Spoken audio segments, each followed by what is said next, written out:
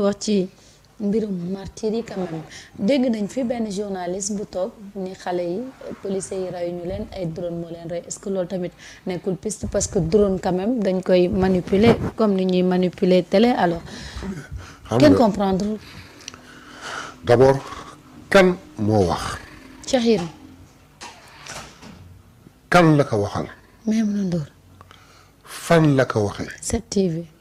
lu mu wax. ak lu tax mu wax. daa am lu tax mu wax. tombé waral. ay gaaf. mi ngi wax di jël défense su l'ancien ministre de l'intérieur. mi ngi wax moment bu xale yi génne il y a même pas 10 jours di réclamer justice pour les martyrs. ci instant boobu la wax. fan la waxe toujours chez Maimouna Ndour Faye. qui n'hésite pas à leur offrir un plateau pour dire ce qu'ils vont li ñu war a wax. quelle est la motivation Dieu seul tey fan la ko waxee li mu wax ba ko waxoon Sénégal du yeewu suba wala émission bi du yegg ñu jëli ko. waaw mu waxee jóge extérieur léegi lan la wax balaa may wax ci lan la may wax damay àbb nit koo xam ni joxuma ko crédibilité trop. mais dafa wax démb wax joo xam foog ma bàyyi ci xel. muy kan. Aïssatou Diop Fall il nous a décrit qui est la personne bu doon wax. mais àndu saay la de ñoom dañuy ànd di weerante xam nga lu ma jaaxal. di yàqante. il y a 1 an. ñoom ñaar toog nañu en couple. créer une émission phare. malheureusement. ni koo xam ni exemple laa jël ci moom man dan may fay may wax. soo ma joxee ma waxal la li nga bëgg. kan mooy wax ki président Guinée toogoon wax ni kii ce journaliste là qui vient me réclamer 500 millions de francs pour faire mon image. kan mooy wax on peut citer.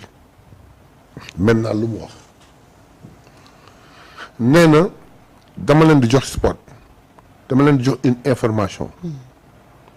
xale yi de par balle amul kenn koo xam ni balu force de défense et sécurité moo la rey. kan moo ko wax ne que balu ñooñu moo rey ñun on demande une enquête pour enquête bi déterminer kan moo rey bon mu ne ay drone la bon bu fekkee ay drone la kon force de défense yi yoruñu ko woon. kon ku ko yor. kon manifestation yi ñun ñoo ko yoroon. ba pare di rey sa bopp. bien dafa saaga douane. saaga sécurité intérieure Sénégal saaga la sécurité des frontières ba ñun manifestation ñu am capacité am alal ju bare dem jël ay drone armé jënd ko dugal ko ci réew mi te kenn yëgu ko stocké ko kenn yëgu ko ba manifestation ñu génn ko force de défense et de sécurité di lambari xamuñu lu xew ba ñun ñu yëkkati ay drone waaw bi ñu yëkkatee ay drone mais ñun bi ñuy manifestation confrontation bi c'est que entre ñun ak force de défense et sécurité bi la. bu fekkoon intention la ñu am pour éliminer on aurait éliminé les forces de défense et sécurité ñaata ci dee. benn mooy logique bi. kenn ci dee. mais kon ñun ñoo yëkkati drone yi. di dóor bal yi suñu xale yi ñu àndaloon. xale yi àndoon ak ñun di manifester ñun ñoo leen doon dóor bal. injure la boo xam ne il faudrait que Cheikh Yérim ñu jël ko qu'il s'explique sur cette affaire là. ñaareel ba mu taxaw di sang l'ancien ministre de l'intérieur en disant que ni li mu xam lan la xam bu waxee dëkk bi toj lan lu mu waxul lu mu xamoon wax na ko waxuñu fi ay forces occultes waxuñu fi ay terroristes waxuñu fi ay forces spéciales waxuñu fi lu ne fu ñu mujjee force occulte force kii admissiez leen si réellement il était persuadé moom ak président am que ñii c'est des forces occultes li leen tax a jóg mooy détruire le pays ils ont été infiltrés comme il le dit nga def ni kon ñoom dinañ poser amnistie am na lu nekk ci gannaaw amnistie bi mais prenons un exemple très simple le ministre de l'intérieur ñu ne lakk nañu bus Yaraax dans les 10 minutes nga ñëw taxaw en un mot nga qualifier l'affaire de terrorisme. xamoo sax enquête bi démarré. naan ay. ñaareel ba nga raconter ni am na ay malfaiteurs kagule yu ñëw dugg ci biir bus bi dépouiller tous les passagers. sànni ay cocktail kenn réagirul sànni ci ay cocktail molotov ba lakk ci ay nit ba am ñu ci dee. kenn yëgul. ma bëgg leen wax rek yéen ñaar jëleen yéen ñaar en témoin Yaraax la route de Rufisque ku xam Dakar xam na route de Rufisque de 6h30 du matin à 23h day animé. loolu mën fa am lu muy gaaw durer au moins 30 minutes amul image. kenn fekkewul amul image kenn fekkewul amul CD amul vidéo alors que boo génnoon tout de suite ñaari muus di xeex sax nit ñi filmer ko wane ko.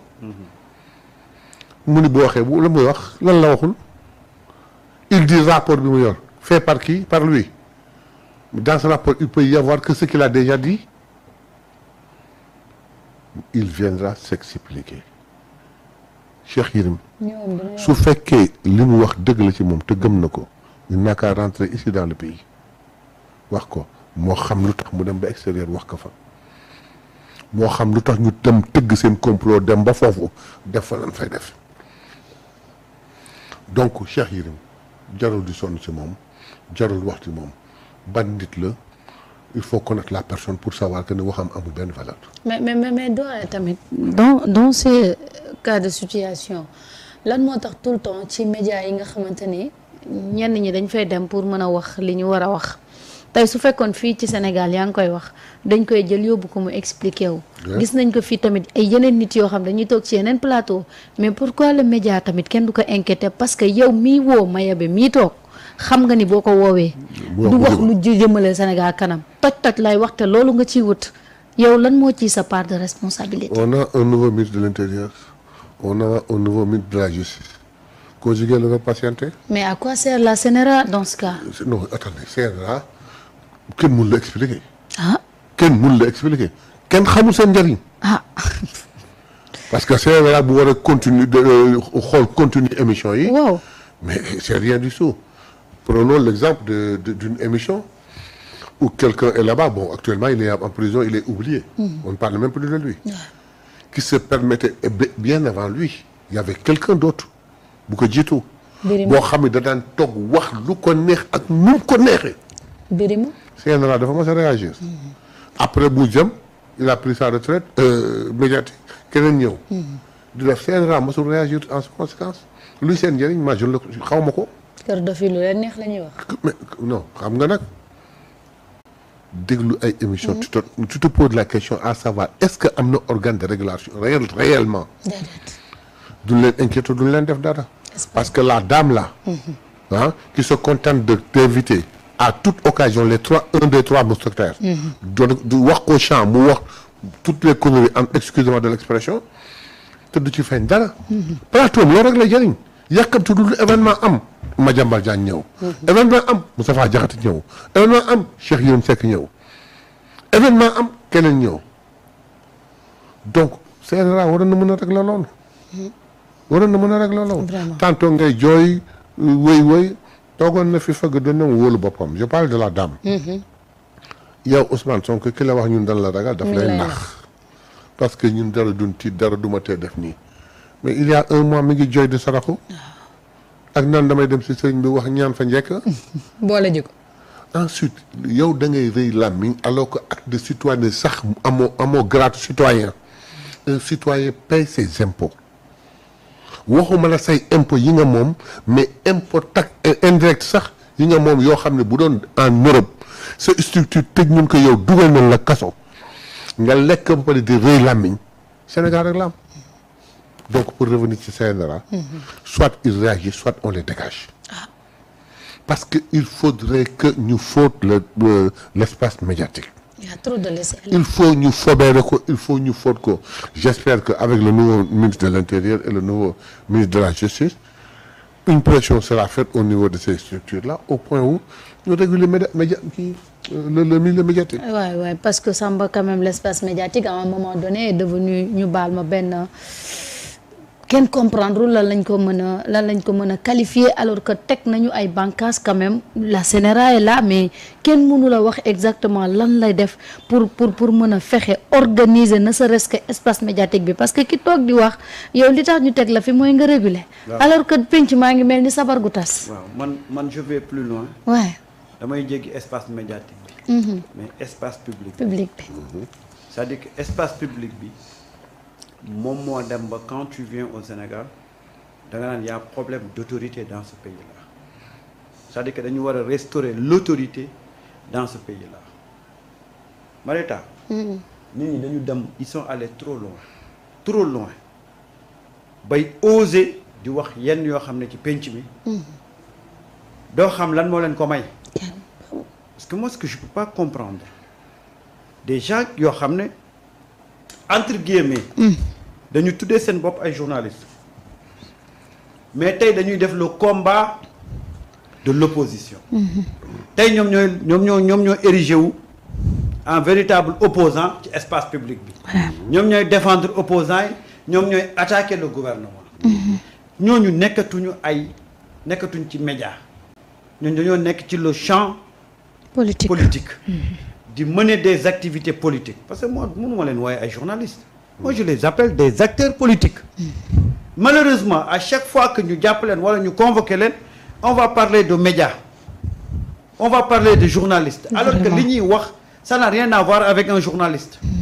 c'est des acteurs politiques déguisés soit ils assument leur rôle d'acteur politique wala soit état bi assumer leur seen rôle acteur politique ñu traiter leen comme des acteurs politiques yuy def dérive dans l'espace public. parce que ñi fiy wax tey mais dañuy mener un combat par procuration. à défaut les véritables leaders politiques comme ñemewuñu wàcc sur le terrain mais ñu jël ay nit sponsoriser leen comme ñooñu dem nañ ba nangu ñu sponsoriser leen ñuy porter un combat politique. ils sont plus dans le milieu médiatique. Ils sont plus des journalistes. c'est des politiciens on doit les traiter comme des politiciens. loolu moo fi nekk. te Samba. waaw. ban opposant nga gisati fii muy wax. waaw. on dit qu'on n'a pas d'opposition. opposition. kan. ñun Pape Oxygène nañ fi sa xarit. ce gosse-là il est malade. Thierno Alassane République des valeurs. kooku il est perdu xam nga sax ban heure a jot. kee nee nu mu tudd borom bopp bi Thierno Bocoum mi ngi fi. Thierno a disparu ça fait un bon bout de temps je l'entends même plus parler. borom Bakel xaw ma Tamba mi ngi fi. kooku la si Bakel Tamba. Bougane.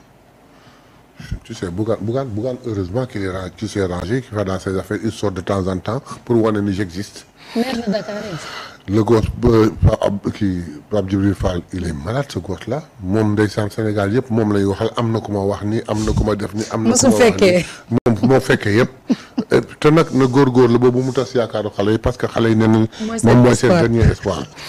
bon Thierno Alassane Sall il s'est agrippé à un dossier ba ridiculiser boppam ba tax na tey kenn déglootu ko donc léegi soo déggee une opposition farouche c'est des soi-disant journalistes qui dans des plateaux critiquent le gouvernement comme bu fekkoon ni kii comme dit Samba dañ leen mandaté et je crois que c'est pas gratuitement.